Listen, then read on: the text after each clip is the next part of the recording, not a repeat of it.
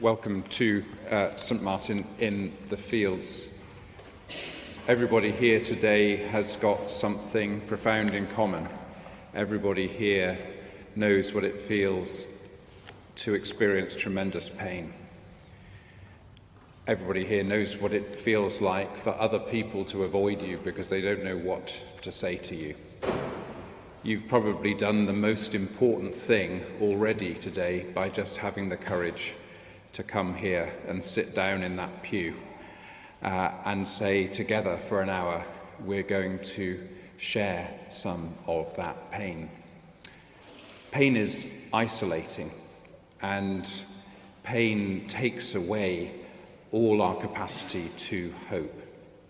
We could call this service Struggle for Hope, but we call it Time to Talk because it's an opportunity to share wisdom and experience from one another and set that in the context of beautiful music and a profound sense of solidarity that we experience together. But we also call it Time to Talk because we encourage everybody to go downstairs afterwards and talk.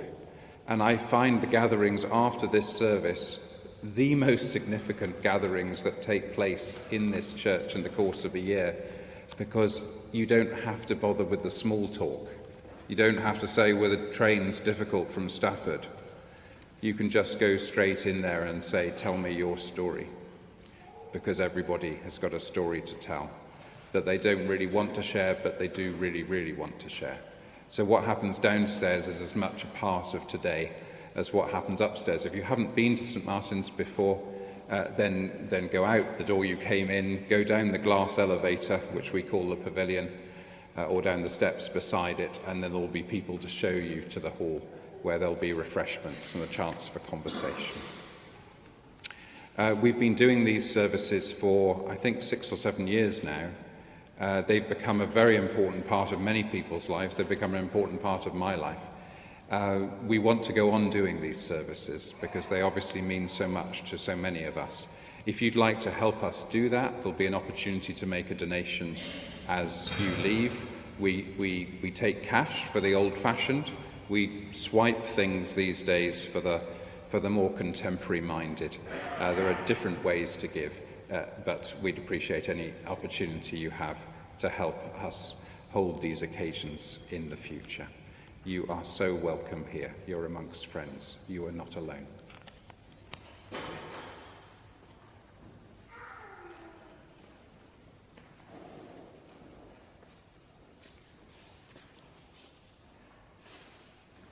Thank you for coming to this Time to Talk service. For all who are affected by suicide. Coming here may have been difficult for you because facing suicide is difficult. So much of our society recoils from speaking of suicide. And this is what brings loneliness and isolation to those who feel suicidal, as well as to those in grief after suicide. And that's why we're here today, to know that we're not alone. I've discovered a mutual empathy that brings together those who've experienced being suicidal themselves and those experiencing the trauma of loss through suicide. Indeed, in the turmoil of sudden and traumatic loss, many who are bereaved by suicide have a powerful sense in themselves of the overwhelming pain and loneliness that made the person they loved want to die. I know I felt a shadow of his pain after the death of my son Jake 12 years ago. Those are terrible moments of darkness, fragmentation, and existential threat. These are also commonly moments of trauma which are without words or voice. We might say that those we love who killed themselves acted out what they could not put into words, what they could not speak or tell. And this leaves us with the echoing question, why? Why? The aloneness and silence of suicide and of its grief is why we come together now in this service, to bring words, voices, and music. We are meaning-making animals. Our very being depends on the sense that we can make of life. Suicide throws everything into confusion. We're in disbelief. Suicide almost always comes as a sudden, shocking event that nobody truly foresaw. Even if we knew a loved one's despair, we never expected this to actually happen. But we forget this. Consumed by our own sense of responsibility and guilt, we forget that we really couldn't know what was going to happen. I've realized something recently about what happened to me after Jake's death, and I think many share this. Immediately I heard I was so overwhelmed with disintegrating confusion that I couldn't think.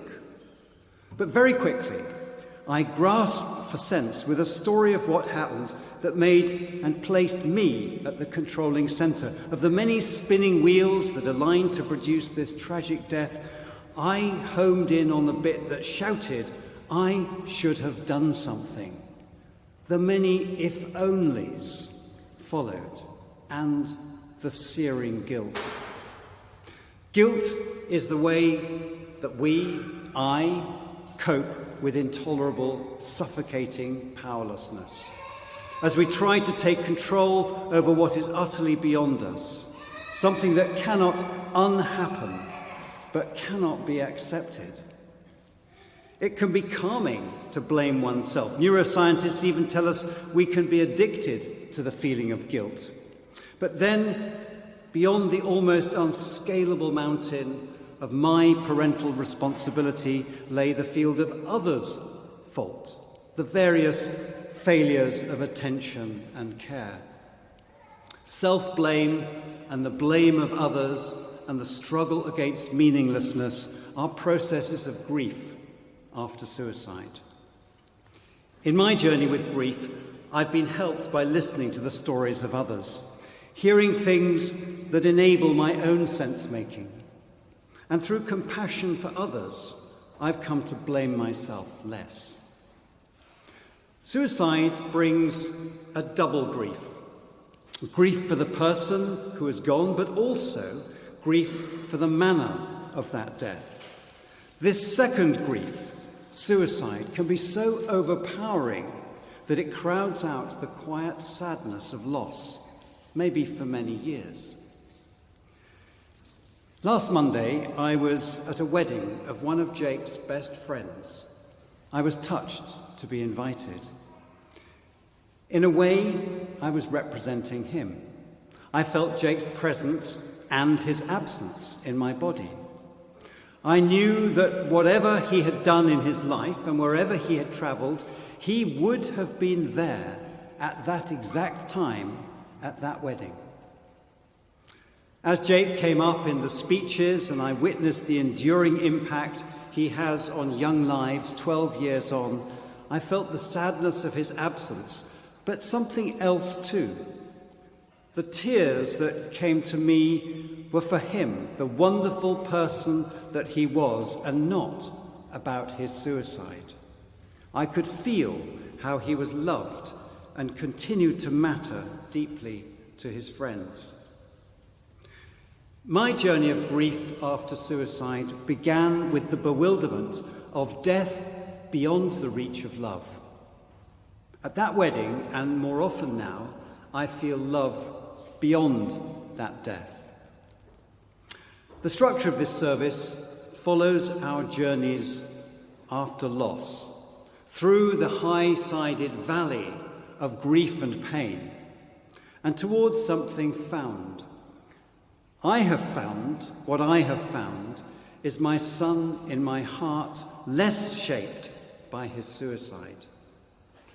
Wherever you are, I hope that in this service you will find something to help you on your journey.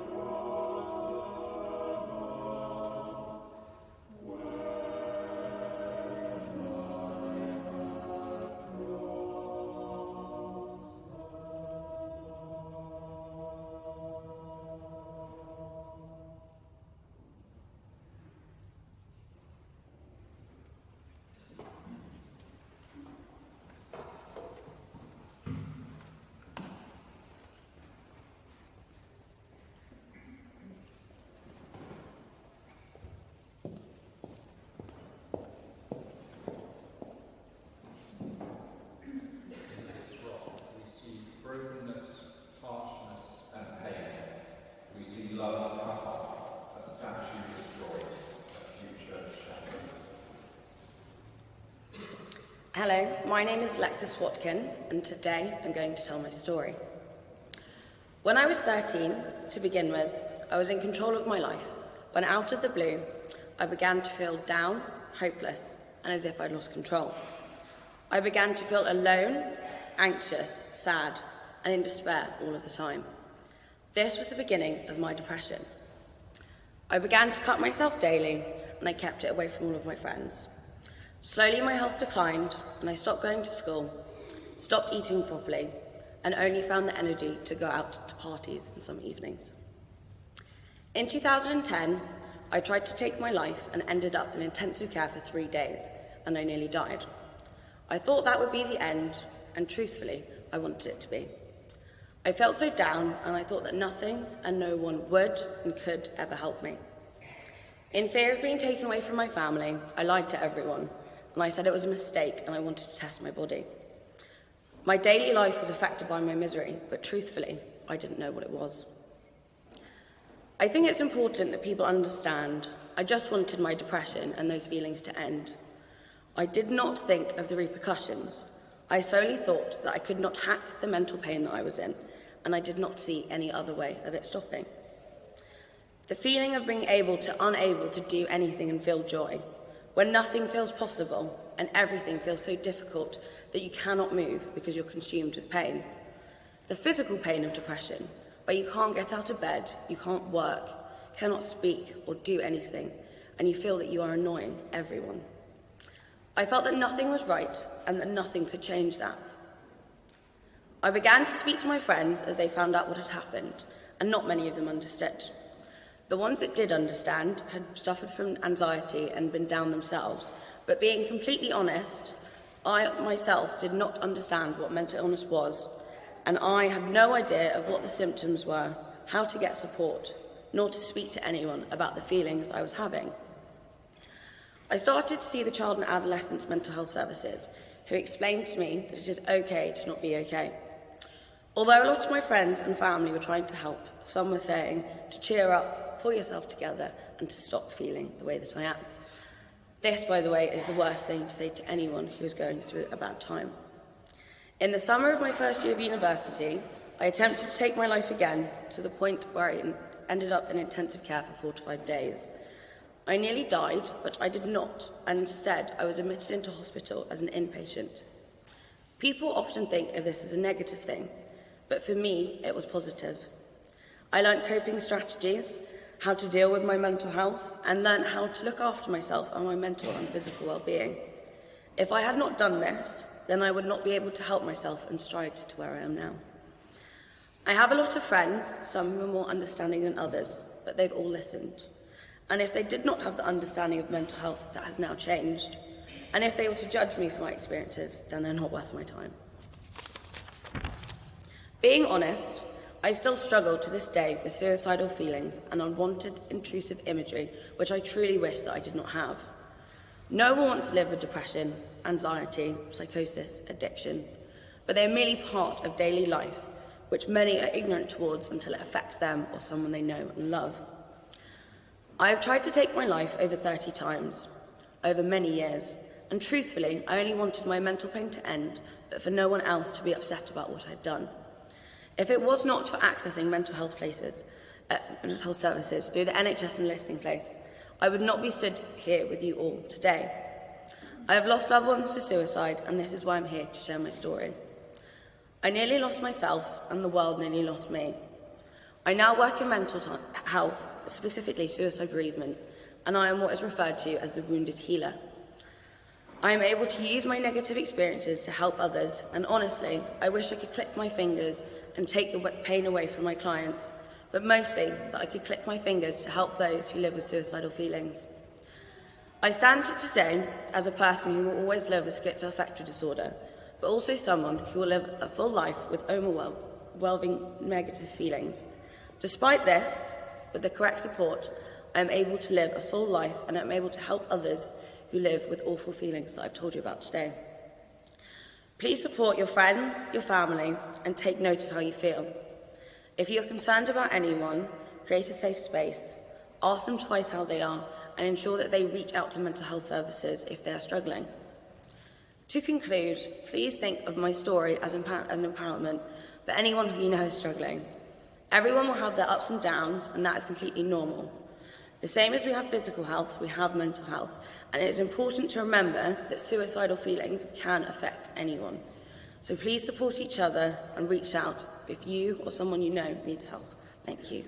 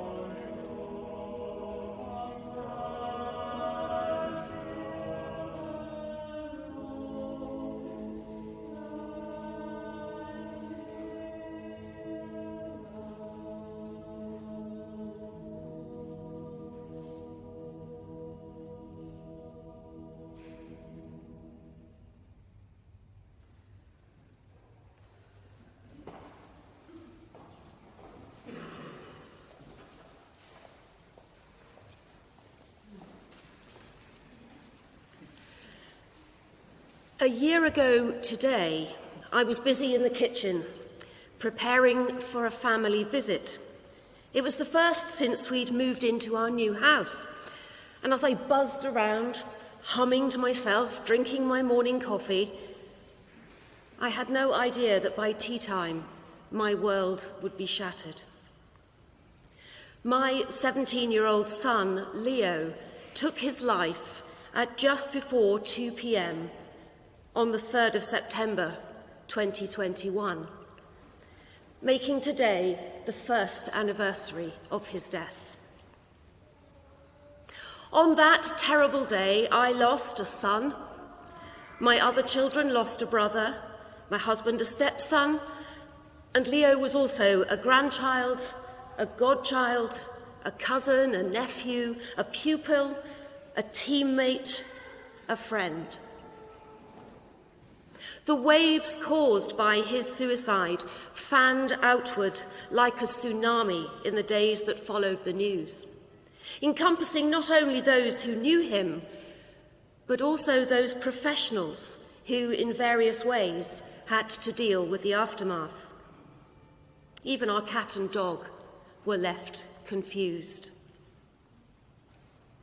And then we've had the nightmare of investigations, an ongoing inquest procedure, lawyers and police and insensitive bureaucracy. We've had to face what would have been his 18th birthday, and just recently, the day he should have received his A-level results. There've been the public holidays, the private anniversaries, the silly little everyday reminders that trip you up when you're least expecting it. The agony of his shoes in the cupboard, his coat on the hook, his favourite food on the supermarket shelf. Much of it has seemed unreal. It still does. And no matter how many memorial plaques I fix, trees I plant, and visits to his grave I make, there's a large part of me that still hasn't grasped that he's not going to walk in through the door again with a sheepish, "Sorry, Mum." In fact, there's a large part of me that feels unmade, dislocated, dissolved, scattered into pieces and blown to the four winds like litter on the side of the road. I don't know how to gather myself in again. I've had to grapple with the devastating guilt, with the endless questions, with utter bewilderment, and that most devastating and unanswerable question in the world that you all know: why?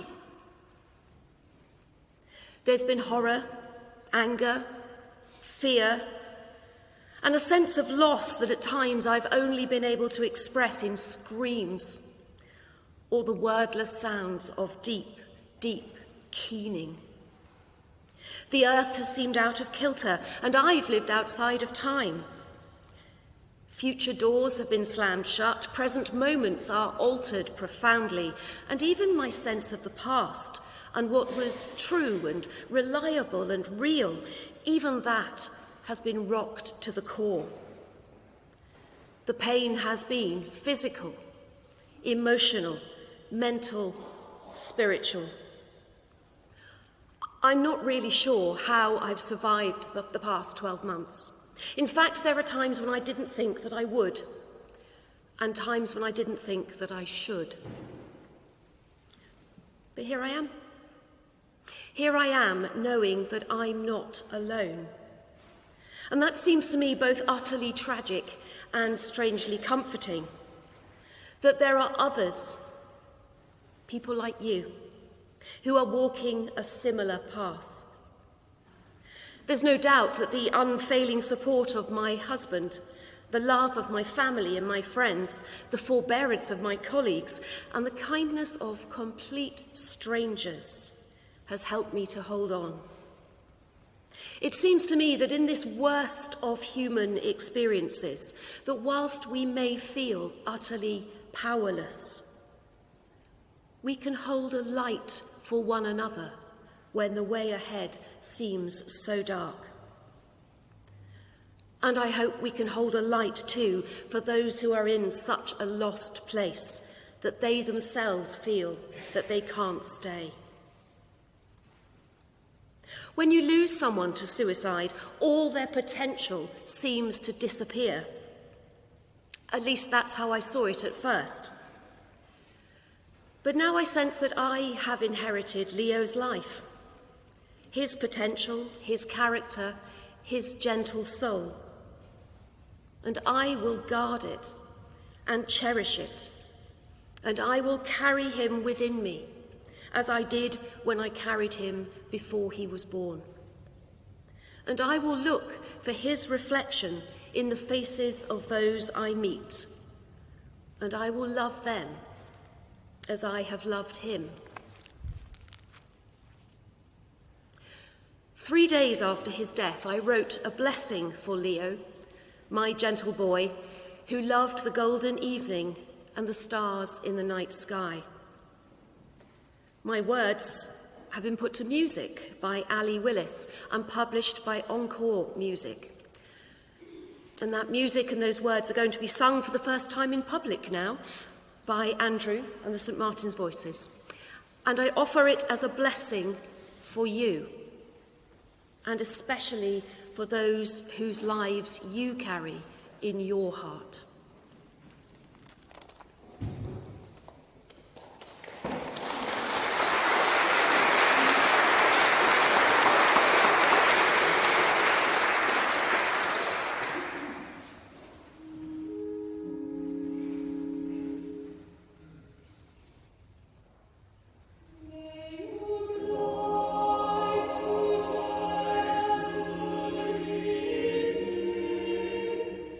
So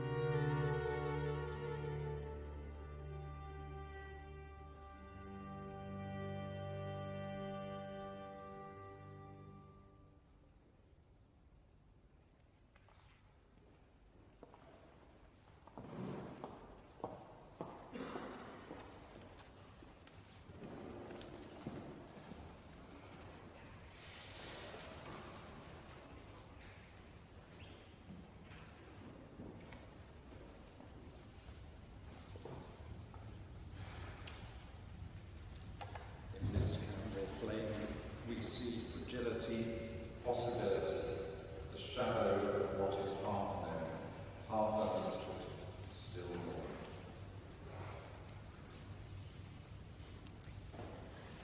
How do we go on, we who have lost our precious sons and daughters, our brothers, sisters, partners, parents and friends?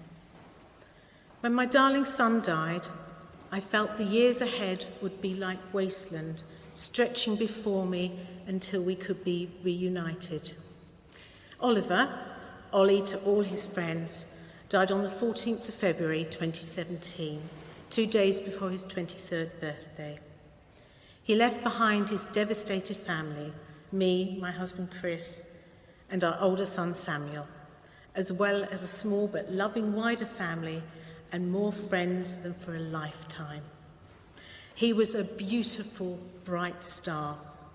Oliver's great sense of fun and bounding energy would light up a room. His charisma and warmth drew people to him instantly. He was intelligent and knowledgeable beyond his years, but he also loved to party and play sport. He was a mean jazz singer and could do the salsa no one else. He was a role model to his friends, and yet he was also so humble, downplaying his talents and always putting others first. He was an old soul, loved by everyone who knew him. There's an award at UCL where he gained a first in history 6 months before he died. But it's not for history, it's the Oliver Hare Altruism Award. And it's a testament that he is remembered as a humanitarian and for the compassion he always showed. He left a lasting impact on so many simply through being kind. I marvel at how much he did in his short life. During his gap year, he kept journals of all his adventures, writing on long-haul flights across continents, lying on rickety beds in hostels, under makeshift tents in the Amazon jungle, on endless bus rides across Bolivia, Chile, Peru and Argentina, on beautiful beaches in Australia and upon breathtaking mountains in New Zealand. He was the lead at a jazz show at the Adelphi Theatre, which still lives on in our memories for the joy it brought. At 18, he won an economics prize to become the apprentice to the World Traders Livery Company, a 4-year role which saw him rub shoulders with the great and the good in the City of London. He spoke French, Spanish, and was learning Mandarin when he died, shortly after returning from his 3rd trip to Shanghai, where he was working with the British Council. Oliver seemed to go downhill in a matter of 5 weeks on returning to England for the Chinese New Year. In early January 2017, he saw a doctor and described feelings of depression and anxiety for the first time. A few weeks later, he was prescribed citalopram by another doctor over the phone, and just 4 days of taking this antidepressant, he was gone. I felt a sense of precognition before Oliver died, which is hard to explain. It was as though a greater power was at work, and for a long time afterwards, I felt as though I had 1 foot in this world and 1 foot in the next. Because of Oliver, my belief and trust in God and an afterlife have grown. I now have a greater insight into life and death than I ever thought possible, and a deep sense of purpose through the work I do in Oliver's memory. So to come back to my question, how do we go on? My answer is this: we do because we must. It is we who keep the light burning for them in this world. We who keep their spirit alive, no matter how hard that may seem. We light the candle and guard the flame. And we do this through love, for our love for them never dies. It was an outpouring of love that led to our charity, Ollie's Future, being formed. Some of Oliver's dearest friends are the trustees and support me as chair in our suicide prevention work to save further young lives from being lost. Our motto is love and light, reflecting the qualities Oliver brought in abundance into this world. We are his future now. Our promotional video features Oliver singing a song recorded at that Adelphi Theatre show in 2015. Love is all that I can give to you. At my son's funeral, the vicar told the vast congregation that it was as though Storm Oliver had suddenly arrived and overwhelmed us all. He said that in time, the tumultuous seas and hurricane winds would subside and we would see before us a new landscape. Nothing would ever be the same again. It's taken 5 years to arrive at this place. Samuel has brought Diana into our lives, and we now have a grandson, Magnus, and a baby girl on the way.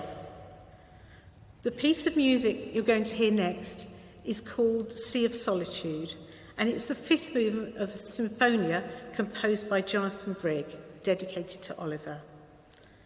It seems to perfectly reflect the sorrow, but also peaceful acceptance after the storm, when we see the dark clouds part and the light beginning to shine again.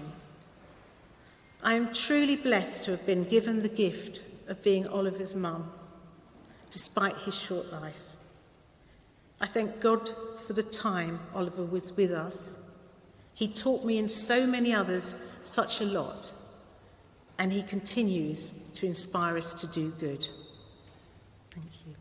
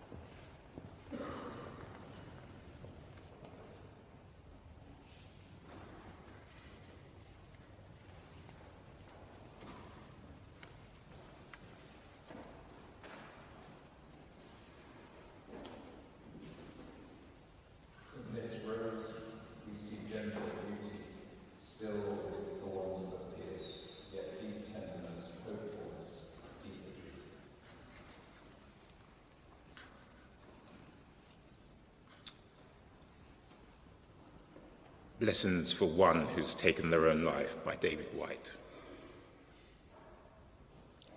You decided to leave us, but we can never leave you. Not in our minds, nor in the inner recess of our wandering hearts, nor in the long twilight horizon where you'll always walk in our memory.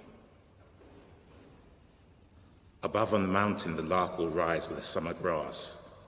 To the sky above your home, and the song it sings will forever carry the mystery of your going. You turned away from all our help so that we have to ask for your help now, not in answers, but in asking the difficult and beautiful questions your life bequeathed. We're still not sure if you have asked for the helping hand, but we hold our hands out to you now, to take yours in ours, to reassure you in the quiet of the morning. Or in the silence of the night, and in the day to come, when in our minds you will still need our care. To help you go on where we can't go, to see you safe beyond the quiet line of our understanding. To walk with you now, arm in arm, with our regrets and our affection, that one last mile along the way you wanted to go. The quiet in which we wave goodbye, only the sign of our secret promise to you, the continued and helpless testament of our unspoken love.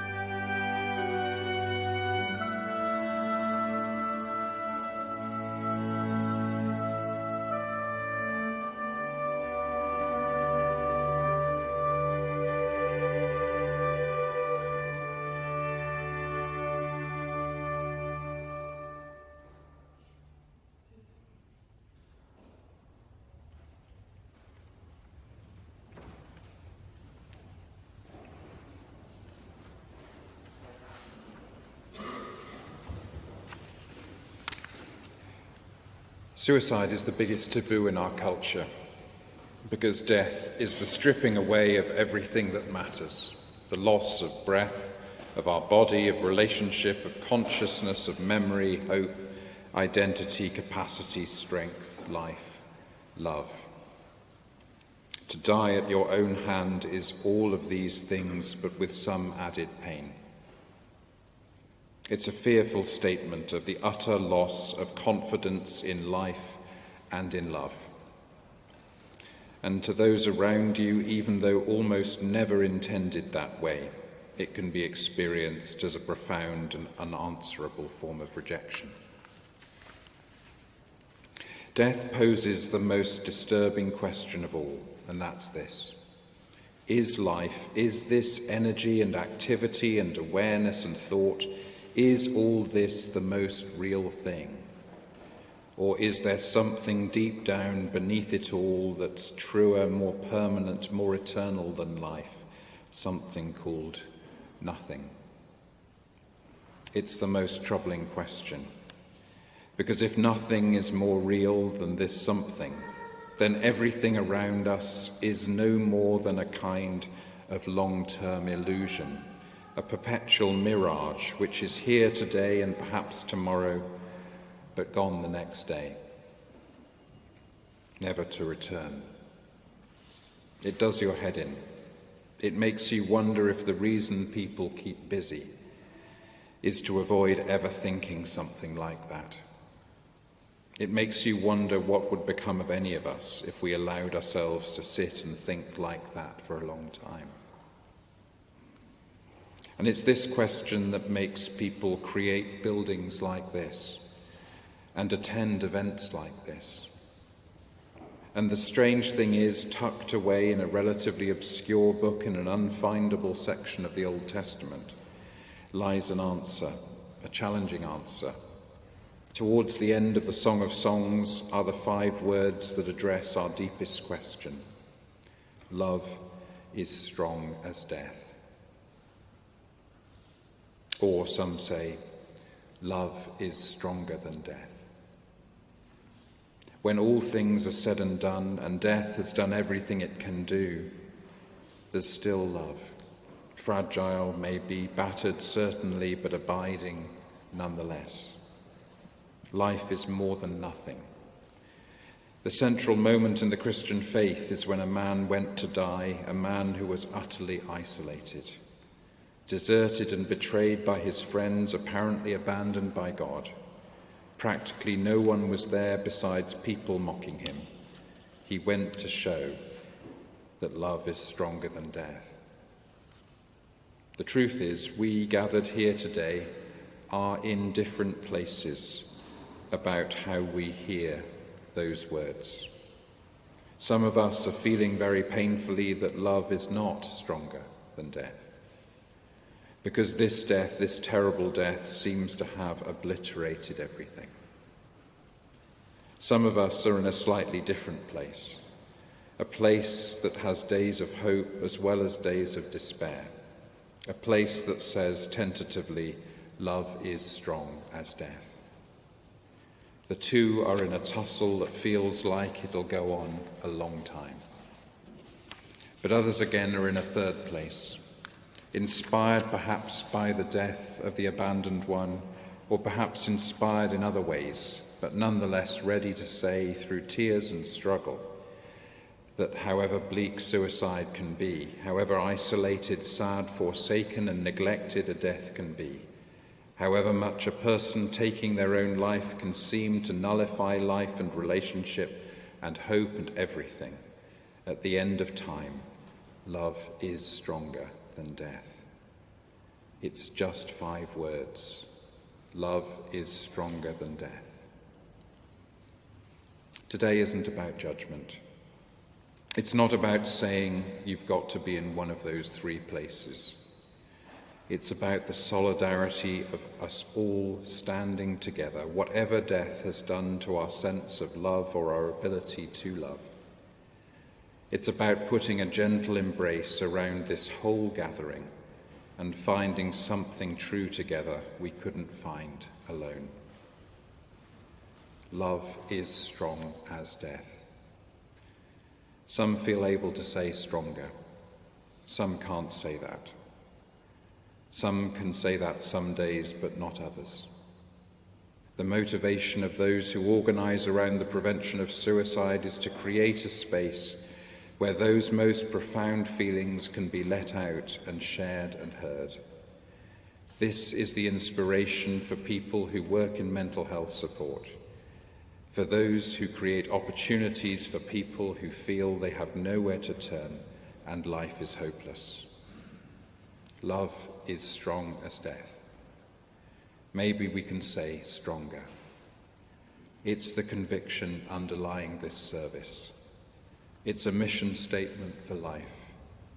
It's what we're saying by going downstairs and reaching out to a stranger and listening to their story. It's not something to shout. It's something to whisper. It's a way to live.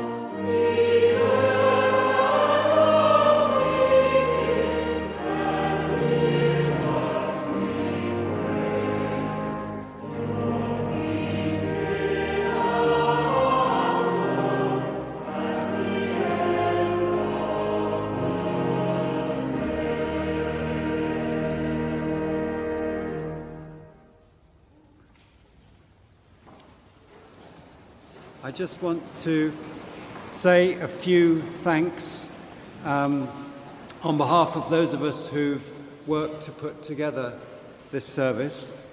I want to thank all who've made this service possible. Sam Wells and Sean and the team at St. Martin's for hosting us. Andrew Iris, musical director at St. Martin's, for the inspired selection of music, and the wonderful St. Martin's voices and chamber ensemble and soloists. I want to thank our speakers, and readers for their courage and honesty in sharing with us, and for the moving words and the creative compositions from Sharon and Alison and Jonathan. Thanks to Anne and Alexis and Helen, Larissa and Naomi for helping organise the service this year. And thanks to all of you for coming and for the generosity that makes this service possible. And to those arranging the reception, to which you're now invited for tea, coffee and time to talk. Thank you.